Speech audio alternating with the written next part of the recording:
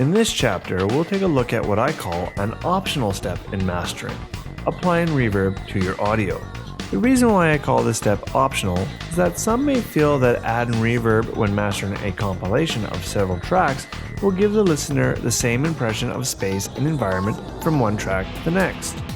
However, some find that adding reverb is not required or desired. The choice is up to you and the overall project. I am sure we all have had some experience when working with reverb plugins or external devices. The key role of a reverb is to add dimension to your audio by recreating a listening environment.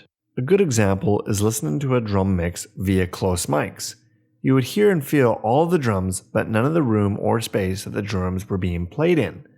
Reverb during the mastering stage is often used to add that feel to your audio. Now again, every engineer will have their own taste, but personally I will use a little reverb on the audio if I feel that it is lacking that environmental element. Another use for a reverb is that if you're mastering a range of songs that are to be compiled together, a good idea is to use a specific type or preset reverb that allow you to add the same environmental element to each track. Applying reverb can be viewed as a personal preference or perhaps a request from the artist or recording company. Are there any rules or guidelines when applying it? Well, to avoid argument, I will say no. However, there are some tips that I can think of that you can benefit from. A general guideline that I personally follow is a reverb should be something that one can feel, but not hear. When applying reverb, you should aim so that you have the same sensation as being in a particular environment without hearing the details of the reverb. Therefore, it would be a good idea to know what type of room or environment setting you are trying to achieve before you start applying. As to where you place your reverb in the mastering chain is really open to individual taste, but you will typically want to place it after the EQ and of course before the final peak limiter. Whether you place it before or after your compressor will solely depend on whether or not you want the reverb applied to the compressed audio or uncompressed audio. I tend to place my reverb after the compressor.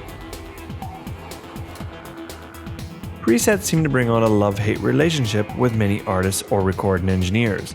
Either they love to use presets as it makes life easier, or hate to use them as they want to create a custom sound that they can call their own. Regardless if you're going to be starting with a preset that has been designed by yourself, or one that came bundled with your reverb, if you are working with the entire project of multiple songs, I would suggest that you use the same reverb preset for each song in the project. This will ensure that each song has the same environment. If you are going to be applying reverb to your audio, remember that you will be changing the perceived width of the stereo image. And remember that to maintain our tight low end, we should be keeping those lows in the dead center. Two options to control this.